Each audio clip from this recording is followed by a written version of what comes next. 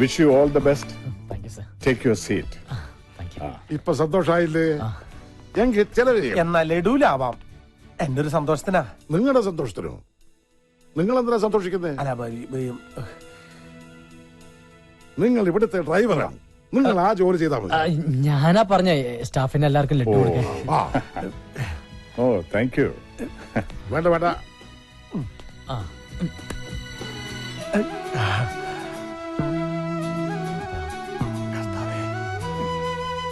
അളിയ ഒരെണ്ണം എടുക്കളിയ. ആന്റണി ചേട്ടന് കഴിക്കേ. അളിയൻ എപ്പോഴും ചൂടായി. മോളെ ലഡു. അമ്മാവാ ലഡു എന്റെ പട്ടി തിന്നും. അല്ലെങ്കിൽ വേണ്ട, ഞാൻ തന്നെ തിന്നാം. അവനോടുള്ള വെറുപ്പ് എന്തിനാ പാവം ലഡുവിനോട് തീർക്കുന്നത്? നില്ലേ പട്ടി എന്നെ. നോ, എനിക്കൊരു എക്സ്പ്ലനേഷൻ കേൾക്കണ്ട. പറഞ്ഞ സമയത്ത് തന്നെ ഫ്ലാറ്റ് ഡെലിവറി ചെയ്തിരിക്കണം. മിന്നു പറഞ്ഞതിൽ നിന്ന് ഒരു മാറ്റവും ഇല്ല. പരിക്ക് പറ്റിയ തൊഴിലാളിക്ക് പകുതി പണം മിന്നു ഗ്രൂപ്പ് കൊടുക്കും, ബാക്കി കോൺട്രാക്ട് കൊടുത്തിരിക്കണം. അത് തന്നെയല്ല, എത്രയും പെട്ടെന്ന് തൊഴിലാളി സമരം അവസാനിപ്പിച്ച് പണി തുടങ്ങിയിരിക്കണം. മനസ്സിലായടാ? ഓ എന്തോ നിക്കോ അമ്മാവാ വന്നല്ലോ. അമ്മാവാ എന്നെ മാനേജർ ആക്കണ്ട, അസിസ്റ്റന്റ് മാനേജർ ആയിട്ടെങ്കിലും. യവൻ എന്താ മനസ്സിലാക്കിയത്? എടാ, ഒരു അസിസ്റ്റന്റ് മാനേജർ എന്ന് പറഞ്ഞാൽ എഴുത്തും വായനും അറിയാത്തവൻ എന്നല്ല അർത്ഥം. അനാവശ്യം പറയരുത്. എനിക്ക് വായിക്കാനേ അറിയാതുള്ളൂ, എഴുതാൻ അസലായിട്ട് അറിയാം. 7ാം ക്ലാസ്സിൽ എന്നോടൊപ്പം പഠിച്ച കുഞ്ഞുമോൻ പറഞ്ഞിട്ടുണ്ട്. അമ്മാവാ എനിക്ക് ഒരു അവസരം എന്താ? എന്തിന്? അമ്മാവന് തലവേദന ആയിക്കൊണ്ടിരിക്കുന്ന നമ്മുടെ വർക്ക് സൈറ്റിലെ തൊഴിലാളി പ്രശ്നം ഈ മഞ്ചുളം പരിഹരിക്കും. എന്നിട്ട് എനിക്കൊരു അവസരം തന്നാ മതി. എന്നെ വിജയശ്രീ ലാളിതനായി തിരിച്ചു വരാൻ വേണ്ടിട്ട് അമ്മാവൻ പ്രാർത്ഥിക്കണം. കാലേന്ന് വിടറാ. ഞാൻ വിടൂല. എന്നെ വിടാൻ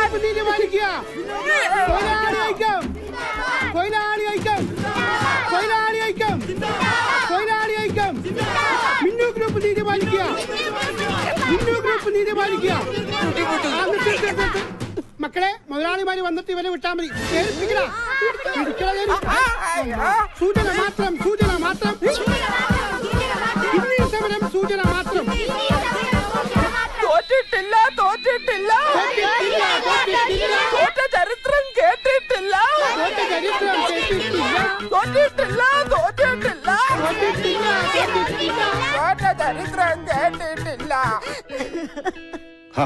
ശാരദ, നീ ചുമ്മാ ബഹളം വെക്കാതിരിക്കേ. അവരവനെ ഒന്നും ചെയ്യില്ല. എനിക്ക് അവൻ മാത്രമേ ഉള്ളൂ. എനിക്ക് എന്റെ മോനെ ഇപ്പൊ കാണണം. ഏട്ടാ, പോലീസ് സ്റ്റേഷനിൽ ഒന്ന് വിളിച്ചു പറ. പിന്നെ പോലീസ് സ്റ്റേഷനിൽ വിളിച്ചു പറയാം. മഞ്ജുകുമാറിന്റെ ലക്ഷറി തോൽവിയല്ലേ തട്ടിക്കൊണ്ട് പോയിരിക്കുന്നത്. പോലീസ് സ്റ്റേഷനിൽ വിളിച്ചു പറഞ്ഞ പിന്നെ ലാത്തി ചാർജായി, കേസായി. അത് പിന്നെ വലിയ വാർത്തയാവും. ഈ പ്രശ്നം രാഷ്ട്രീയക്കാരെ ഏറ്റെടുത്താ പിന്നെ പെട്ടെന്നൊരു പ്രശ്നപരിഹാരം ഉണ്ടാവില്ല. എന്ത് ചെയ്യണമെന്നാ ആദ്യം പറയുന്നേ? സർ, ഞാൻ അവരുമായിട്ട് നേരിട്ടൊന്ന് സംസാരിക്കാം. അപ്പോ എനിക്ക് നമ്മുടെ വർക്ക് സൈറ്റുകളൊക്കെ ഒന്ന് കാണുകയും ചെയ്യാം. എനിക്ക് തോന്നണത് സ്റ്റേഷനിലേക്ക് നേരിട്ട് വിളിച്ചു പറയണതാ നല്ലതെന്നാ.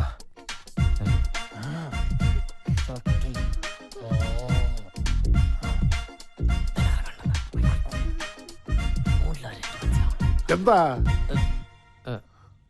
നമ്മൾ ഒരേ നാട്ടുകാരൊക്കെ തന്നെയാണ്. പക്ഷേ ഞാനിപ്പോ തന്നെ GM ആണ്.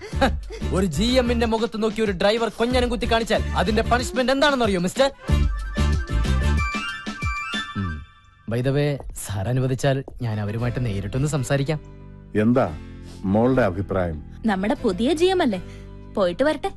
Thank you madam, thank you so much. ചേച്ചിന് കരയാണ്ടിരിക്കേ, മഞ്ജുളിനെ ഞാൻ കൊണ്ടുവരും. ഡ്രൈവർ വണ്ടി എടു. വേണ്ട, ഞാൻ വരാം.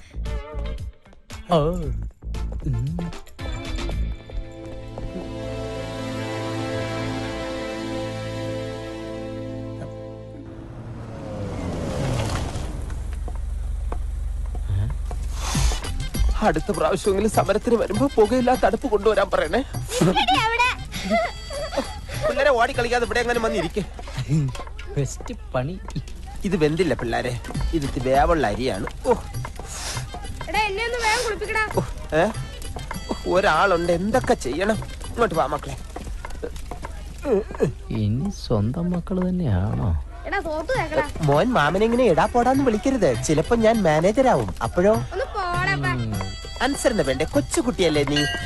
നീ അത്ര കൊച്ചുകുട്ടിയൊന്നും അല്ലടാ. പിള്ളേര് തുടങ്ങിയല്ലോ. മോനെ അനുസരണ വേണ്ടേ? വെറുതെ നിക്കണ. കഞ്ഞി റെഡി. നമ്മളാ കഞ്ഞില് പാറ്റിടണോ മാഡം? നിങ്ങൾ ആ തൊഴിലാളികളോട് സംസാരിക്കും. അത് പറഞ്ഞത് കേട്ടില്ല. കഞ്ഞി കുടിക്കാൻ സൂചന മാത്രം, സൂചന മാത്രം. ഇന്നീ സമരം സൂചന മാത്രം, സൂചന മാത്രം, സൂചന മാത്രം. എന്തു പറ്റി? ഏയ് ഒന്നുമില്ല. അതെ, ഞാൻ അവരോട് സംസാരിച്ച ശരിയാവില്ല. എങ്കിൽ കോൺട്രാക്ടറോട് സംസാരിക്കാം. വണ്ടി എടുക്ക്. അല്ല, പണം കിട്ടും. സമരക്കാരുടെ ശ്രദ്ധയ്ക്ക് ഈ കുഞ്ഞിനെ കൂടെ കുളിപ്പിച്ചു കഴിഞ്ഞാൽ ഉടനെ കഞ്ഞി വിളമ്പുന്നതായിരിക്കും. ആ അടങ്ങി നില്ല് മോനെ. ഇറങ്ങണം മാനേജർ. അതാണ് പരുക്ക് പറ്റിയ ആൾക്ക് 5 പൈസ കൊടുക്കില്ലെന്ന് പറയുന്ന കോൺട്രാക്ടർ. അതെ, ഞാൻ സംസാരിച്ച പ്രശ്നമാവും. എന്ത് പ്രശ്നം? സമരം ചർച്ച ചെയ്ത് പരിഹരിക്കാന്ന് പറഞ്ഞില്ലേ ഇങ്ങോട്ട് വന്നത്? ഞാൻ അയാളെ ഇങ്ങോട്ട് പറഞ്ഞു വിടാം.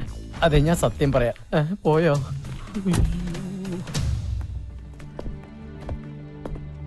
സോറി മാഡം, ഒരു കോംപ്രമൈസ് ചർച്ചയ്ക്ക് ഞാൻ തയ്യാറല്ല. ഇതൊന്നും എന്നോട് പറയണ്ട. താഴെ ഞങ്ങളുടെ GM ഉണ്ട്, അയാളോട് സംസാരിച്ചോളൂ. ആരോട് വേണമെങ്കിലും ഞാൻ സംസാരിക്കാം, പക്ഷെ എന്റെ തീരുമാനത്തിന് ഒരു മാറ്റവും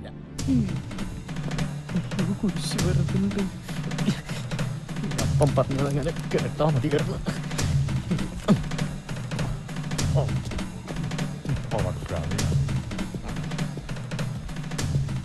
അതെ, ഇവ മിന്നു ഗ്രൂപ്പിന്റെ മാനേജർ ആയിരുന്നു.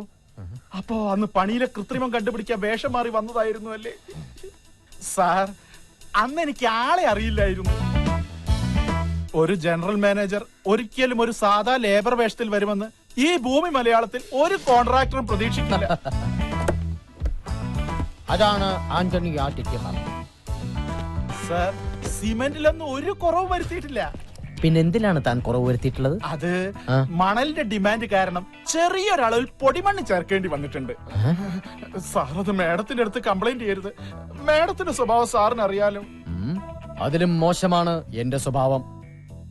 സാറിന് അറിയാലോ തൊഴിലാളിക്ക് എങ്ങനെയാണ് അപകടം സംഭവിച്ചതെന്ന്. അറിയാം, എല്ലാം എനിക്കറിയാം. തന്റെ ഓരോ നീക്കങ്ങളും കെട്ടിടത്തിന്റെ മുകളിൽ നിന്ന് ഞാൻ വാച്ച് ചെയ്തുകൊണ്ടിരിക്കുകയാണ്. അന്ന് ഞാൻ അങ്ങനെ ചെയ്തില്ലായിരുന്നെങ്കിൽ സിമന്റിലും മണലിലും കൃത്രിമം കാണിച്ച് താൻ ഈ ഫ്ളാറ്റിന്റെ പണി തീർത്തേനെ. പക്ഷെ അങ്ങനെ തീർത്തിരുന്നെങ്കിൽ ഇവിടെ താമസിക്കേണ്ടിയിരുന്നവരുടെ പണിയും താൻ തീർത്തേനെ. ഒരുപാട് പേരുടെ ജീവൻ രക്ഷിക്കാൻ എനിക്കന്ന് അങ്ങനെയൊക്കെ കാട്ടിക്കൂട്ടേണ്ടി വന്നു. സാർ, ഒന്നും മിന്നുമേട് അറിയരുത്. തൊഴിലാളിക്കുള്ള നഷ്ടപരിഹാരം മുഴുവനും ഞാൻ കൊടുത്തോളാം. സമരം ഇപ്പൊ തന്നെ അവസാനിപ്പിച്ചേക്കാം. അതെ സാർ. കൈ പിൻവലിക്കൂ. ഇത് താനെന്ന് എന്നെ തെറി വിളിച്ചതിനും പിടിച്ച് തല്ലിയതിനും, ഇത് സിമന്റിലും മണലിലും കൃത്രിമം കാണിച്ചതിന്. ഇതെന്തിനാണ് സാർ? ഇത് താൻ ഇനി കൃത്രിമം കാണിക്കാതെ ഇനി ഉണ്ടോ സാർ? തൽക്കാലത്തേക്കില്ല. ഇനി ഈ സ്ഥാപനത്തിന്റെ ഭാഗത്ത് നിന്ന് 5ന്റെ ചില്ലിക്കാശ് തനിക്ക് കിട്ടില്ല. മനസ്സിലായോ? വേണ്ട സാർ, എല്ലാം ഞാൻ ഏറ്റു. സാർ വണ്ടിയിലേക്ക് കയറിയാട്ടെ. ഓക്കെ, മാഡത്തിന് ഡോർ തുറന്നു കൊടുക്കൂ. സാർ, കണ്ണട. സോറി, കയറിക്കോളൂ മാഡം. ഉപ്പ് എല്ലാവരും ഉണ്ട് കേട്ടോ. ആവശ്യമുള്ളവർ ഉപ്പെടുത്തിടണേ. അയ്യോ, ഇത് നമ്മുടെ വീട്ടിലെ വണ്ടിയാണല്ലോ. ഡ്രൈവർ വണ്ടി എടുത്തു. ഒരു കാര്യം പറഞ്ഞോണ്ട് ഞാനിവിടെ ഒരു വല്ലാത്ത അവസ്ഥയിലാണ്. നിർത്താൻ.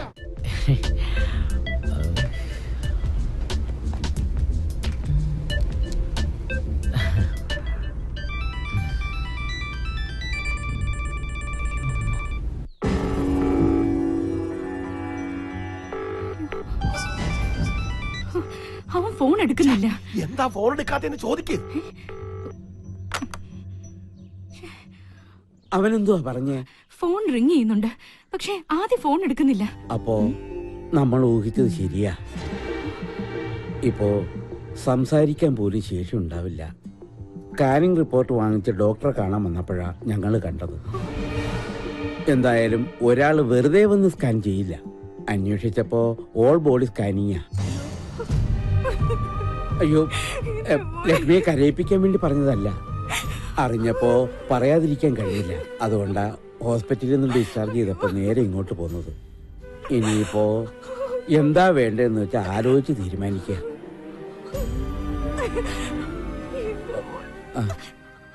കാശിന് എന്തെങ്കിലും ആവശ്യമുണ്ടെങ്കിൽ ചോദിക്കാൻ മടിക്കണം. നാട്ടുകാരെ പറ്റിച്ച് കാശുണ്ടാക്കാൻ നോക്കി. ഇപ്പൊ എന്തായി?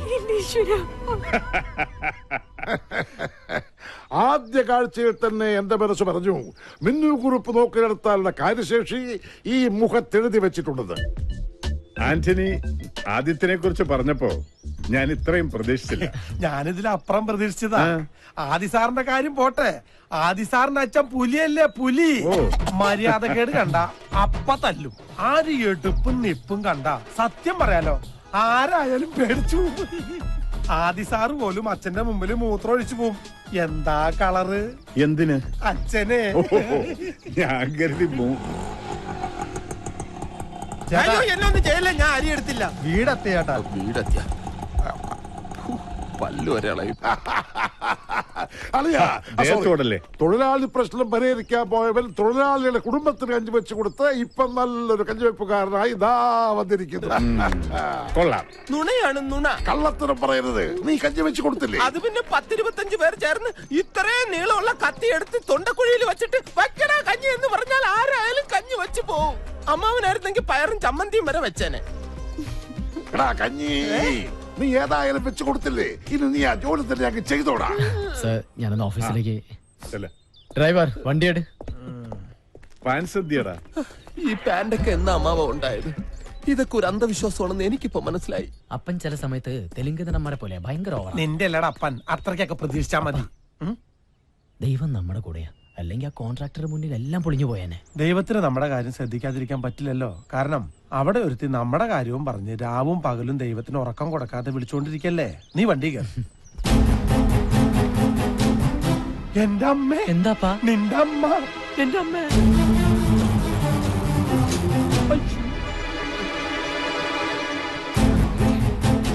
കർത്താവേ, എല്ലാ കണക്കൂട്ടലും തെറ്റാൻ പോവാണല്ലോ.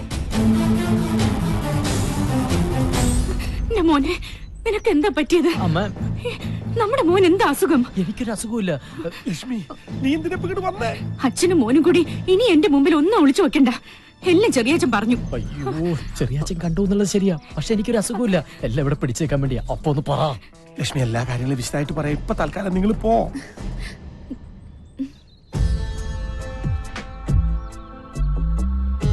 അച്ഛാ,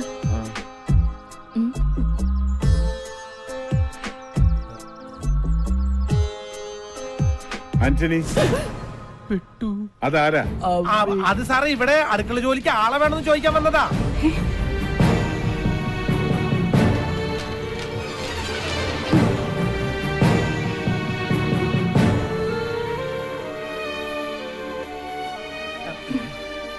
പറഞ്ഞൂലോ ഇവിടെ ആൾ ആവശ്യമില്ലെന്ന്. പോയിക്കോളൂ. ആന്റണി, അവരോട് ഇങ്ങോട്ട് വരാൻ പറയും. ഇങ്ങോട്ട് വന്നോളൂ. മാഡത്തിന്റെ അടുത്തേക്ക് ചെല്ലാൻ. ചെന്നോളൂ.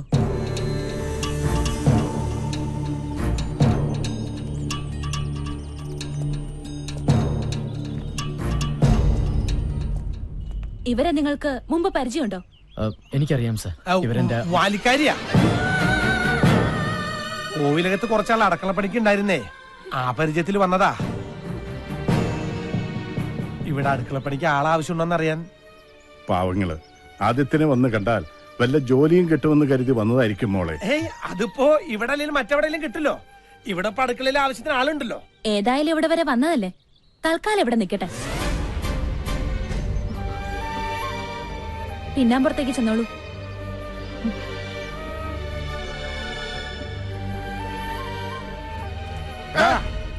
ഈ ജന്തു ഏതാ? അത് ഇവരൊരു ബന്ധുവാ.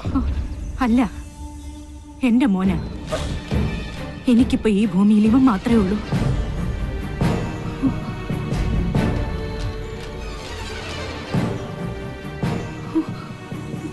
മോനെ പോലെയാ. എന്താ മോന്റെ പേര്? ഊമയാ. എന്നാ നിനക്ക് നേരത്തെ പറഞ്ഞുകൂടായിരുന്നാടാ? ഡാടാ, ഏത് കോലത്തും കാണുമല്ലോ ഒരു മന്ദബുദ്ധി. അതേടാ, ഇവൻ അവിടുത്തെ മഞ്ജുകുമാരനാ. മഞ്ജു, നീ പൊട്ടലെ അടുക്കളക്കകത്ത് കൂട്ടിക്കൊണ്ടു എന്തെങ്കിലും തിന്നാൻ കൊടുക്കും. അതെ, നീ പൊട്ടനാണെന്ന് കരുതിട്ട് മിണ്ടാതൊന്നും ഇരിക്കണ്ട. നിനക്ക് എന്ത് വേണം എന്നോട് വാതുറന്ന് പറയാം. പോണത് കണ്ടില്ലേ, എന്തൊരൈക്യം. ചേരേണ്ടതേ ചേരൂ. നീ മൂക്ക് മുട്ട തിന്നിട്ട് പൂമുഖത്തേക്ക് വരണം. ഒരുപാട് ജോലികൾ ചെയ്തു തീർക്കാനുണ്ട്. അതെ, ഇനി മുതൽ എന്നെ അനുസരിച്ച് ഇവിടെ നിന്നോളണം. അതാണ് അടുക്കള. മോൻ ചെല്ലു. വേഷായിട്ട് വെട്ടി വിഴുങ്ങ്. ഈശ്വര, എന്നെ അനുസരിക്കാൻ ഒരു പട്ടികളും ഈ വീട്ടിലില്ല. ഈ പൊട്ടനെങ്കിലും എന്നെ അനുസരിക്കണമേ.